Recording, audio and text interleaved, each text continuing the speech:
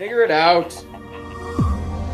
Hello, this is Adam Koralik from Figured Out Productions. The following video is a video of some kind, and I hope you enjoy it. Hey guys, it's Adam here, and today I want to talk about the Steam Deck, which I know was announced quite some time ago, but I've been kind of sitting on it, letting it marinate to give some time, to process it. And this isn't going to be the normal video I'm sure you've seen on the Steam Deck. Instead, I wanted to analyze it more as an industry device. So I like to talk about consoles and everything, but I also like to talk about their history and then eventually their financial impact, as I'm sure you might have noticed over the years on this channel. And basically the question I pose to all of you, because this isn't just me telling you something, this is me wanting to have a discussion with everybody out there. What can we realistically expect from the Steam Deck as far as its impact in the gaming industry, purely from a financial perspective? That is to say, what do we think it's going to do? Now, let's go through the extreme basics here. If you didn't hear about the Steam Deck, basically Steam, Valve, aka you know them from playing games on your PC, has decided to release a portable device called the Steam Deck. In essence, you might think of it as the Switch Pro, as a lot of people threw that out there when Nintendo disappointed everybody by not having a Switch Pro. Steam went ahead and did their own. That's kind of the joke. In fact, there were arguments I was having with people where they now apparently consider Switch to mean a portable device, because people were like, hey man, you said Nintendo wasn't going to do one, and look, they're doing it. That's Steam. Doesn't matter. They think Switch, it doesn't matter. you run into some strange arguments in the comments. But anyway, none of that really matters. We are going to talk about the Steam Deck and its possible impact on the gaming industry. Now, I want to talk more about like the pros and the cons, like what it might do, and like we're just kind of speculate and spitball, because I find this whole thing very fascinating. Let's go down history lane, memory lane. We'll do a history tour, whatever, of Steam. Now, I'm sure all of you know it very well. I personally do not game on PC. That's personal preference. So I don't even have a Steam account. So like it means nothing to me as a piece of electronic kit, I'm not going to buy one, but it seems fine technologically. And at its core, its basic appeal is essentially that if you have a Steam account, you just log into it on this thing, and presumably you have all your games with you. It claims that it supports up to 30,000 games, which I believe is basically the entirety of the Steam ecosystem. So presumably that's the whole point of it. But on the flip side of that, it's not going to have dedicated games for it specifically. It's a purely digital platform and so on and so forth. It's essentially a mobile portable PC, but dedicated specifically to your Steam account. At least that's the idea. And so the thing is, we have to study two aspects of this, really. First is the console side of things. This is not Steam's first attempt to get outside of the PC ecosystem. Now, when it comes to PCs, nobody touches Steam. And they have competitors. You've got Epic, which I already saw a bunch of people, like, just the second I said that word, you've got people, like, raging in the comments, I know. And then various other services, including Windows Gaming, which is now a little bit different, but whatever. I mean, PC is not my arena. All I'm saying is PC gaming is so linked to the concept of Steam that it's essentially, people just think PC gaming is Steam, and that's understandable. But they still technically have competition, which would be, of course, home consoles and portables, namely really just Nintendo. So when you go to the portable or the console side of things, people tend to forget that Steam did attempt to do this. The Steam Box. Famously, they screwed that up very much. At some point, there was supposed to be 11 different versions of that, and they all had different specs. They essentially they're like, oh, we'll simplify it. It's going to be a console, but we're going to complicate it by essentially treating it like a PC. Like, it defeated its own purpose. To this day, I've never even seen one. I don't know anybody that's ever had one. I've seen the controller a bunch of times, but that's about it. Like, all I'm saying is, the Steam Box concept as a home console just was a big... It just failed. It was a straight up dud. So I could see why they were, they probably learned some lessons from that. And they said, okay, let's try something else. Well, what's the other arena? Portable. So hold that thought, put a pin in that, study the portable side of things. The basic history with portables is if you're not Nintendo, you really didn't have a chance. That's how it's always been since the launch of the Game Boy. And throughout history, we've had multiple competitors come along, some of which at least had some decent market share, but nobody ever took over. Like, Sega was the first one to really have a shot with the Game Gear, and it was supposed to be the Game Boy killer. Technologically speaking, far superior than the Game Boy. Had full color, had a backlight, whatever. Didn't even come close. Yet, for the longest time, was the most successful non-Nintendo portable platform. Nintendo has consistently dominated in that arena, and with the exception of the Virtual Boy, which technically is part of that line, they've never known a flop.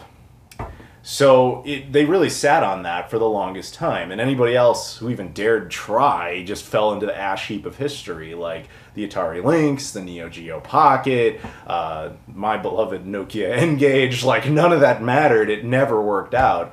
The closest after that, of course, would be Sony with the PSP, and they actually were quite successful.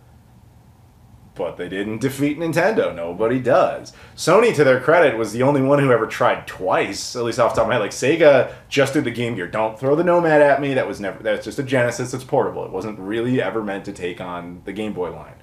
Atari just did the Lynx. SNK essentially did two versions of the Neo Geo Pocket.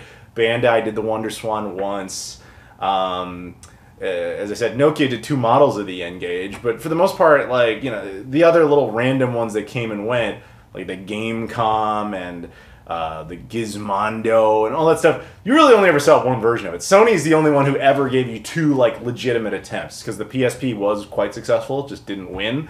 Then they gave you the Vita, which was a wonderful little portable device, still didn't win. And now Sony essentially is done. In fact, around the time I'm making this, they just kind of announced they're not accepting new submissions for games anymore on the Vita. So, like, it's done. Sony's not even trying portables anymore.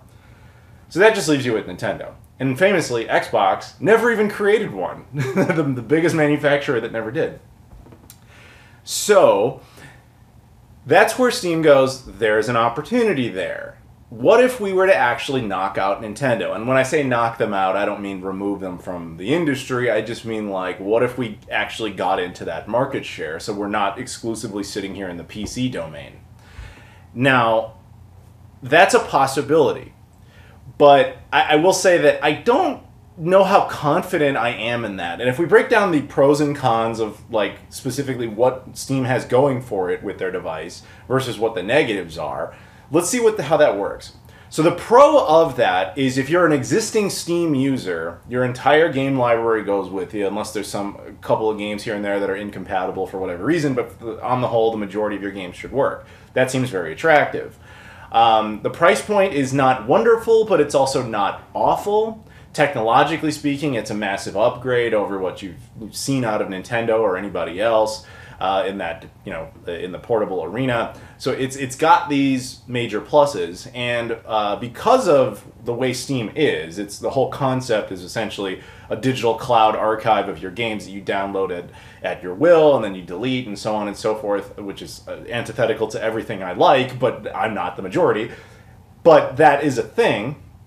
And so if you're into that concept, the idea that you could have this one device that already has all the games you love, and, you know, you don't have to pay anything special to use it or whatever beyond the original hardware, seems attractive, right? Potentially. But on the flip side of that, it's still Nintendo. Nintendo has never lost this, and for good reason, because they understand a lot of things that I think Steam, or Valve specifically, doesn't really get, and they didn't really learn the lessons that Sony had to try and learn. Let's just go to those examples. The PSP and the Vita were technologically superior to the DS and the 3DS. They offered incredibly good gaming experiences. Some giant, like, open world games, your big things like your Uncharted's and all that sort of stuff that were just dedicated to these particular devices that people really seem to love. And they have those super niche fan bases, and I know because I'm in those type of fan bases, but like with Dreamcast and stuff. But there are people that are super passionate about it because they're like, dude, this is really good. Why don't more people play this? And the big issue really is portable gaming is a different mentality. It's usually the concept of pick up and play. And portable concepts or consoles, platforms, what have you, typically need some sort of family-friendly concept to them, because even though we're essentially all man-children, if you're watching this video, you probably are, let's just keep it real. I know, I am one, it's fine. Typically the people that are actually buying those for the vast majority of the time are actually parents giving them to their kids. They're not actually guys like us. That's the majority. It's the quote-unquote soccer moms, the casuals, who are buying it for little Billy, who says, yeah, little Billy needs a Nintendo so he can play on the go, and he leaves me alone and lets me play on my own TV and do whatever I'm doing. And that's traditionally how it's been. And I know it's not the 90s anymore, like, you know, there are multiple TVs in the home and whatever, but Nintendo tends to defy logic. They typically just get away with stuff that normally most other companies couldn't get away with. But again, their advantage is their IPs and their brand association. Any soccer mom out there is going to know that, well, little Billy wants a game, and that's a Nintendo. I've heard of a Nintendo, and I know the Mario guy. The kids like the Mario, so the Mario comes with the Nintendo, and that's good for little Billy. That's fine. That's a family thing. He's not going to cause any problems with that. That's fine. Whereas Steam has no character. It doesn't have that. It's also going to be much more expensive than any sort of Switch-like alternative. A generic parent not necessarily going to know anything about that, and at the same time, because of the way, you know, essentially how the Steam database works, you know, I assume you could relatively easily, like, this kid could be downloading, you know, mature-rated games and all that sort of stuff. Not that that's not a problem on a Nintendo platform. It's just, it's more like, you have to understand, like, yes, you could circumvent either of these on any platform because you know what you're doing. But again, you got to get into the headspace of the people who don't know what they're doing, but they're actually putting down their money for their kids. And with Nintendo, there's this family-friendly safety that they feel that they have, where this is like, what's a Steam? What is that? Why am I buying that? They don't know anything about it. And then on top of that, like, I want to buy them the games because it's all digital, and they're like, well, where are the games? I don't see any of the games. Like, we are talking, I know it sounds dumb. I'm sure you're laughing, going like, how do they not know where to get their Steam games? I know, but that's because you actually do that. You play games and you pay attention to this stuff. The stat for the amount of people that buy video games and know nothing about them because they're buying them for other people is the vast majority of people who actually buy video games. So all I guess I'm saying is casuals will probably care much more about the Nintendo stuff because it comes with certain levels of mental security, where this comes with a lot of mystery. And this is a long way to say that I think at the end of all of this, the Steam Deck is going to be this thing where the people who have it, who embrace it, who know what it is, are going to love it. But I do not think it has any real chance of surpassing Nintendo simply on the financial side of things. I think no matter what you throw at it, when you say like, hey, it's got all your 30,000 Steam games, and it's so much more powerful, it has all this stuff, casuals just don't really care about that. It doesn't matter as much to them as you probably think, or as much as it does to you. But let's, again, play devil's advocate. Let's assume for a second that the Steam Deck comes out and it makes a big splash. Like, to be fair, its pre-orders have done very well, but again, that's by people who are super passionate, so you can't always trust those numbers. But let's just say, for argument's sake, it comes out and it's actually doing well. How does Nintendo react to any of this? Because the obvious answer is people are going, Nintendo Switch Pro, man, Nintendo Switch Pro. I don't buy that one for a second, but here's exactly how I think Nintendo will respond. And this is, again, provided the Steam Deck is successful, which is a huge if. But let's just say, for argument's sake, that it is. It comes out and it does well. Nintendo's initial reaction to that is probably going to be literally nothing. They're probably going to be like, we are the height of success when it comes to portables. We are not concerned about this, which I pretty much guarantee is their mentality going around right now. Now, presuming, again, that this thing performs well, and if it actually performs well enough that Nintendo's market share on the Switch actually starts to decrease, that's where you'll see something happen that we don't typically see with Nintendo, which is change. Now, the thing is, if you know your video game history, you'll know that every time a console manufacturer is winning, they never rock the boat, they rarely change up their policies, and they rarely do anything that's really consumer friendly. They typically just kind of give you more of the same because it's working. They only make seismic, awesome shifts when they're failing. The last time we saw it was with Microsoft and the Xbox One and how poorly it was performing, so they were like, you know what? we're going to give away backwards compatibility. You know what else we're going to do? We're going to create this thing called Game Pass, and we're going to let you enjoy it, and it's just all these games for $1. Who cares? They just do all these great consumer-friendly moves to try and win people over, but you only get that when they're losing. You never get that when they're winning. Time before that was Sony. You know, Sony with the PlayStation 3, they came out and everyone just kind of hated them for it. It was a $900 console, well, $600 console that cost them $900 to make, but they were losing money hand over fist because nobody wanted to get on board with it. So eventually they were like, hey, we'll make it cheaper, we'll start making more games, you know, forget the whole like, oh, it's supposed to be a big media center, we'll just make you like great exclusive games. And eventually caught up and was really, really good. But that's just how history tends to go with video game platforms.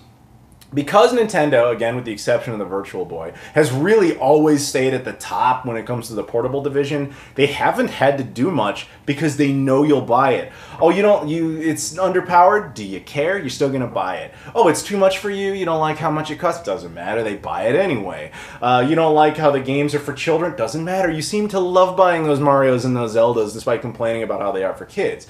It doesn't really matter. Oh, you don't like that Mario collection because it's all emulated ports? Who cares? You bought it anyway. And you bought tons of copies because you thought we weren't ever going to release it again.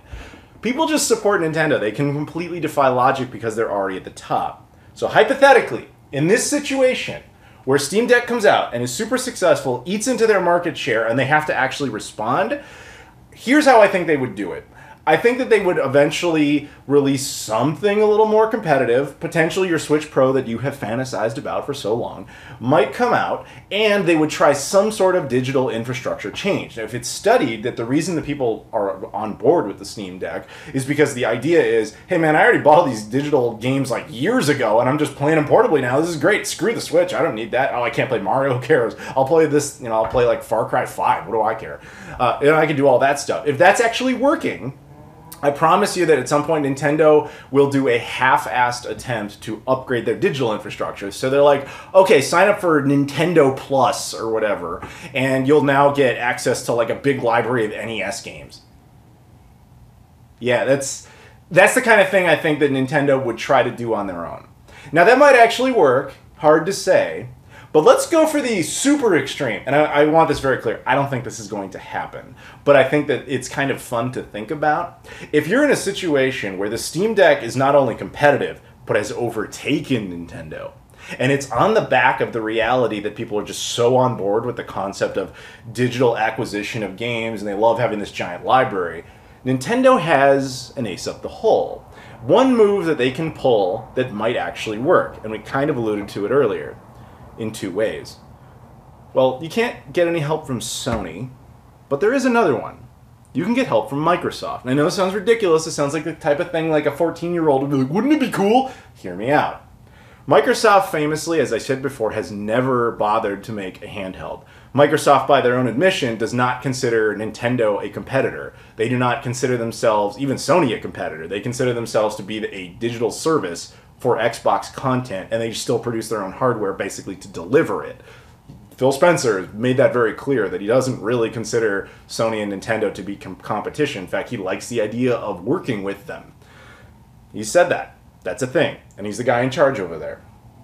And for years, it has been out there that Microsoft would love to create Xbox as a brand that's purely a digital thing you install. So console-wise, Nintendo and Microsoft aren't even adversaries. Nintendo does not look at Microsoft like, oh, the Xbox Series X is our competition. They look at it as like, that's a home console. We're not dealing with it. Switch technically works on a TV, but apparently nobody really cares. So we're just dealing in the portable market. So they're not even in the same ecospace. Okay? So that's point one. Point two, like I said, Microsoft very willing to work with them. Point three, that surprises you a little bit, Nintendo has actually a history of working with Microsoft as well. Licensing out characters for certain exclusive stuff, sometimes, characters of Microsoft property ending up in things like Smash Brothers. There is a relationship there. There's a working relationship. It's not, people like to think that the video game stuff is all cutthroat and all the companies hate each other. I really don't. They're more about like, what decision will make us the most money? So you have a situation where Nintendo has an enemy, if you will, a corporate enemy in Steam, where it's actually starting to win, and they don't have the digital infrastructure to back them up. But if you have corporate friendliness with Microsoft, you potentially can bring Xbox Game Pass as a service to Switch, or whatever Nintendo's next hardware is. And if you're thinking like that sounds a little extreme, why does Microsoft want to do that? Well, in addition to just getting their own platform onto another successful platform, which they have stated is a goal, they're also knocking on another one of their competitors. Because you got to remember, Microsoft doesn't just compete on Xbox. They compete on PC. They have to support that platform too. And as we've been very clear throughout this video, most people associate PC gaming with Steam, not necessarily the Xbox brand, which they would love to expand and to overtake Steam eventually as the dominant form of how people play their PC games. So essentially, in one corner, you could have Microsoft and Sony, or Microsoft and Nintendo working together, having shared content on Nintendo Switch, which would probably be like whatever the thing is after that, to be realistic. And potentially Nintendo helps them out by throwing out some Nintendo-friendly content through the Xbox Game Pass service, what have you. It depends. But this is a thing that could only happen if there is desperation. And you might be thinking, there is no way the Nintendo Switch has the hardware capabilities to just be able to support everything on Xbox Game Pass at this time. And I agree with you. But we're talking about a situation where this wouldn't happen for a few years. And this would only happen if they're actually losing and they're getting desperate. So in that scenario, they would actually potentially build the next platform, the next Nintendo platform, around this idea. And I believe, and I've said it in the past, that realistically, the next iteration of Nintendo hardware, not a revised Switch, but let's just call it Switch 2, which I hate when people say stuff like that, but let's, for argument's sake, if they were to do that, the most realistic thing you could expect is like a PS4 in your pocket. Like that, technologically speaking, I think that's the most you'd get out of Nintendo. It's not that technologically it's not possible, it's that they won't do it for economic reasons. But a PS4, technologically speaking, would be very capable of running everything that is currently on Xbox Game Pass, granted watered down in a lot of instances, and we know that because the Xbox One base model already does and is less capable than that. So it's not impossible to think this fantasy scenario could occur, but only in a scenario where the Steam Deck is successful. However, despite all of this possibility, I do not actually believe the Steam Deck will ultimately prevail and be any super success for a few reasons already cited, but one of them is convenience. One of the things that has always made portable gaming successful, and Nintendo especially, is the ability to pick up and go on a game.